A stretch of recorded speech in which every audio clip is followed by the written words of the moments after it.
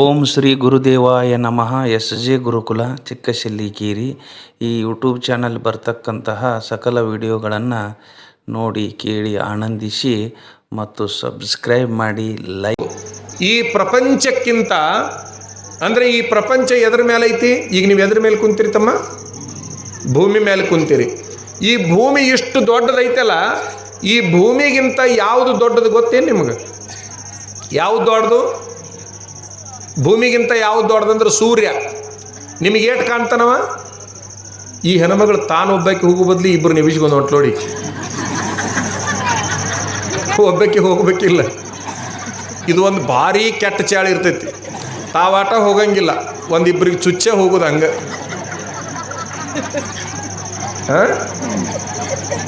ಆಕೆ ನಾನು ಬೇಕು ಅಂತ ಹೋಗ್ಕಳಿ, ಗೊತ್ತು ನನಗೆ. ಬೇಕು ಅಂತ ಹೋಗ್ಲಿ, ಚುಚ್ಚಿಕೊಂಡು ಹೋಗ್ಬೇಡ್ರಿ ಅಷ್ಟ. ಹೋಗಾಕೆ ನಾವು ಯಾರಿಗೂ ಬೇಡ ಅನ್ನಂಗಿಲ್ಲ. ಮಗ್ಲು ಕುಂತವ್ರಿಗೆ ಚುಚ್ಚಿಕೊಂಡು ಹೋಗ್ಬೇಡ್ರಿ. ಈ ಚುಚ್ಚೋದ್ರ ಬಗ್ಗೆ ಹೇಳ್ತೀನಿ ನಿಮ್ಗೆ. ಅದು ಚುಚ್ಚೋದು ಜಾಣ್ತನಲ್ರಿ. ಸುಮ್ಮ ನಾ ಚುಚ್ಚಿದ್ರು ಕುಂದಿರ್ತಿದ್ರು ಈಗ ಅವರು. ನಾ ಚುಚ್ಚಿದ್ರು ಕುಂದ್ರದಿಲ್ಲ, ಅವ್ರು ಚುಚ್ಚಿದ್ರೆ ಎದ್ದು ಹೇಳ್ತಾರೆ ನೋಡ್ರಿ. ಅವ್ರು ಮಜಾ ಹೆಂಗಿರ್ತೈತಿ. ನಿಮಗೊಂದು ಮಾತು ಹೇಳ್ತೀನಿ.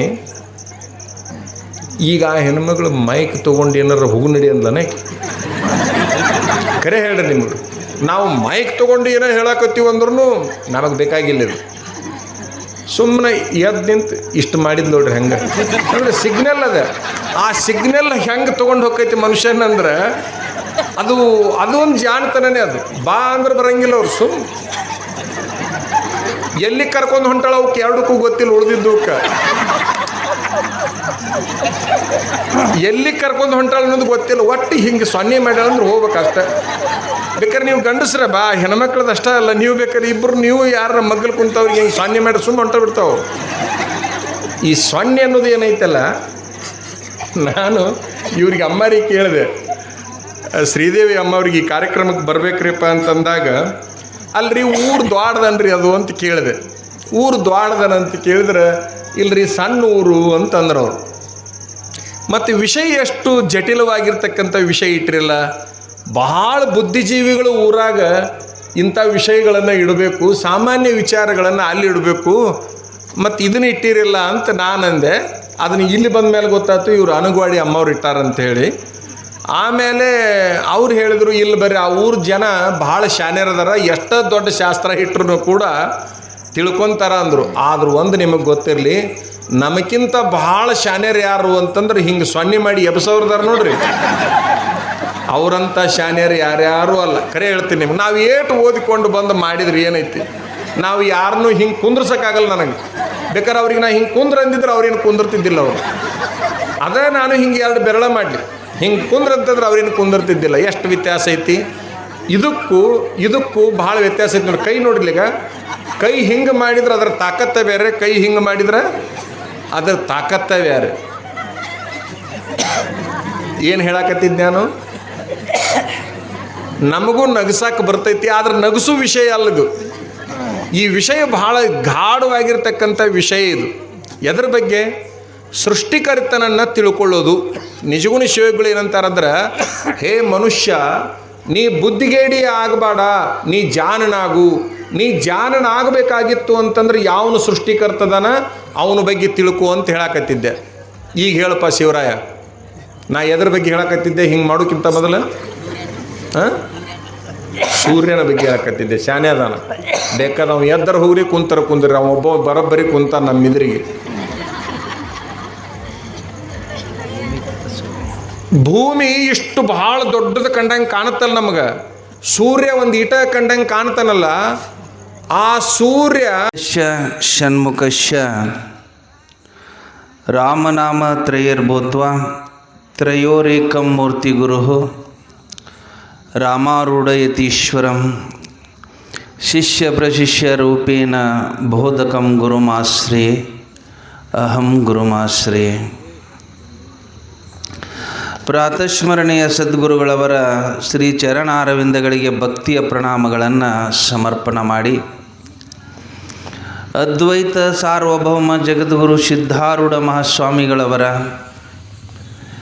ಜಗದ್ಗುರು ರಾಮಾರೂಢ ಮಹಾಸ್ವಾಮಿಗಳವರ ಜಗದ್ಗುರು ಶ್ರದ್ಧಾನಂದ ಮಹಾಸ್ವಾಮಿಗಳವರ ಶ್ರೀ ಚರಣಾರವಿಂದಗಳಿಗೆ ಭಕ್ತಿಯ ಪ್ರಣಾಮಗಳನ್ನು ಸಮರ್ಪಣೆ ಮಾಡಿ,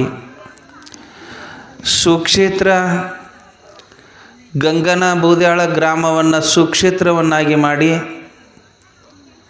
ಶರಣರು ಮೆಟ್ಟಿದ ದರೆ ಪಾವನವಯ್ಯ ಅನ್ನುವ ಹಾಗೆ ಪೂರ್ಣಾನಂದ ಮಹಾಸ್ವಾಮಿಗಳು ಗ್ರಾಮಕ್ಕೆ ಆಗಮಿಸಿ ಅಂದಿನಿಂದ ಇಲ್ಲಿಯವರೆಗೂ ಕೂಡ ಈ ಒಂದು ಯಜ್ಞ ಮಹೋತ್ಸವ ನಡ್ಕೊಂಡು ಬರ್ತಾ ಇದೆ. ಇಲ್ಲಿ ಆಗಿ ಹೋಗಿರುವಂಥ ಕಾಶೀನಾಥ ಮಹಾಸ್ವಾಮೀಜಿಯವರಿಗೂ ಕರಿಯಮ್ಮ ತಾಯಿಯ ಶ್ರೀಚರಣಕ್ಕೂ ಭಕ್ತಿ ಪ್ರಣಾಮಗಳನ್ನು ಸಮರ್ಪಣೆ ಮಾಡಿ, ಸದ್ಯತ್ ಕಾಲದ ಪೀಠಾಧ್ಯಕ್ಷರು, ಪರಮಪೂಜ್ಯರು, ಶ್ರೋತ್ರಿಯ ಬ್ರಹ್ಮನಿಷ್ಠರು, ಹದುಳ ಹೃದಯದ ಸಾಕಾರ ಮೂರ್ತಿಗಳೂ ಆಗಿರುವಂತಹ ಗುರುಪಾದೇಶ್ವರಪ್ಪಂಗಳವರ ಶ್ರೀ ಚರಣಾರವಿಂದಗಳಿಗೆ ಭಕ್ತಿಯ ಪ್ರಣಾಮಗಳನ್ನು ಸಮರ್ಪಣೆ ಮಾಡಿ, ಈ ಒಂದು ಪುಣ್ಯಮಯ ಕಾರ್ಯಕ್ರಮದ ನೇತೃತ್ವವನ್ನು ವಹಿಸಲಿರುವ ಅನುಸೂಯ ಮಾತಾಜಿಯವರ ಶ್ರೀಚರಣಕ್ಕೂ ಭಕ್ತಿ ನಮನಗಳನ್ನು ಸಮರ್ಪಣೆ ಮಾಡಿ, ಈ ಒಂದು ಕಾರ್ಯಕ್ರಮದಲ್ಲಿ ಭಾಗಿಯಾಗಿರುವ ವಯೋವೃದ್ಧರು, ಜ್ಞಾನವೃದ್ಧರೂ ಆಗಿರುವಂತಹ ಮಲ್ಲಯಪ್ಪಂಗಳವರ ಶ್ರೀಚರಣಕ್ಕೂ, ಯರಗುದರಿಂದ ಆಗಮಿಸಿರುವ ಪೂಜ್ಯ ಅಪ್ಪಂಗಳವರ ಶ್ರೀಚರಣಕ್ಕೂ, ಸಿದ್ಧಾನಂದ ಮಹಾಸ್ವಾಮಿಗಳ ಶ್ರೀಚರಣಕ್ಕೂ, ಅಭಿನವ ನಾಗಲಿಂಗ ಅವರ ಶ್ರೀಚರಣಕ್ಕೂ, ನಮ್ಮ ಬಸವಪ್ರಭು ಅಪ್ಪವರ ಶ್ರೀಚರಣಕ್ಕೂ ಭಕ್ತಿ ನಮನಗಳನ್ನು ಸಮರ್ಪಣೆ ಮಾಡಿ, ನಮ್ಮ ಇಲ್ಲಿಯವರೆಗೆ ತಮ್ಮ ಅನುಭವ ನೀಡಿದ ಕಾಶೀನಾಥ ಅಜ್ಜವರ ಶ್ರೀಚರಣಕ್ಕೂ, ನಮ್ಮ ಸಂತರ ಶ್ರೀಚರಣಕ್ಕೂ, ಅವರಿವರನ್ನದೇ ವೇದಿಕೆಯ ಮೇಲೆ ಇನ್ನೂ ಇರತಕ್ಕಂತಹ ಪೂಜ್ಯರ ಶ್ರೀಚರಣಾರವಿಂದಗಳಿಗೆ ಭಕ್ತಿಯ ಪ್ರಣಾಮಗಳನ್ನು ಸಮರ್ಪಣೆ ಮಾಡಿ, ಎರಡನೇ ದಿವಸದ ಈ ಒಂದು ಸಾಯಂಕಾಲದ ಕಾರ್ಯಕ್ರಮದ ವಿಷಯವನ್ನು ನೀವೆಲ್ಲರೂ ಕೇಳುತ್ತಾ ಬಂದಿದ್ದೀರಿ. ಮನುಷ್ಯ ಒಂದಿಷ್ಟು ಆತಂಕ ಮತ್ತು ಭಯಗಳು ಉತ್ಪತ್ತಿಯಾದಾಗ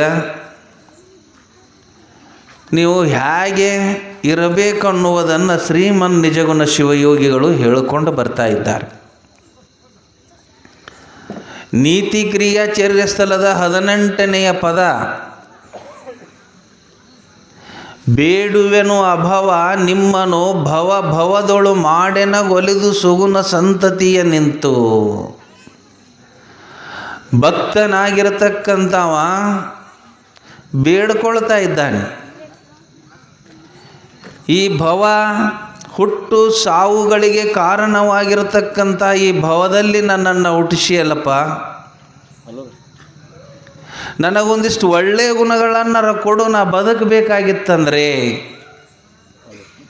ಅದಕ್ಕೆ ಇವತ್ತಿನ ನುಡಿ ಯಾವುದು ಅಂತ ಕೇಳಿದರೆ, ಎಡರಡಿಸಿದ ವೇಳೆಯೊಳು ಧೈರ್ಯವನು. ಅಂದರೆ ಸಂಕಟಗಳು ಬಂದಾಗ ಸಾಸಿವೆಯ ಕಾಳ ಸುಖಕ್ಕೆ ಸಾಗರದಷ್ಟು ದುಃಖ. ಸಾಸಿವೆಯ ಕಾಳಷ್ಟು ಸುಖ. ಸುಖ ಎಷ್ಟು ದಿನ ಇರ್ತದ್ರಿ?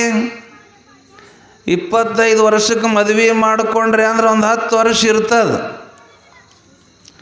ಯೌವನಾವಸ್ಥೆಯಲ್ಲಿ ಗಂಡನಿಗೆ ಹೆಂಡತಿ, ಹೆಂಡತಿಗೆ ಗಂಡ ಸಾಥ್ ಕೊಟ್ಟಾಗ ಪ್ರೀತಿಯಿಂದಿದ್ದಾಗ ಒಂದು 10 ವರ್ಷ ಇರ್ತದೆ. ಅದು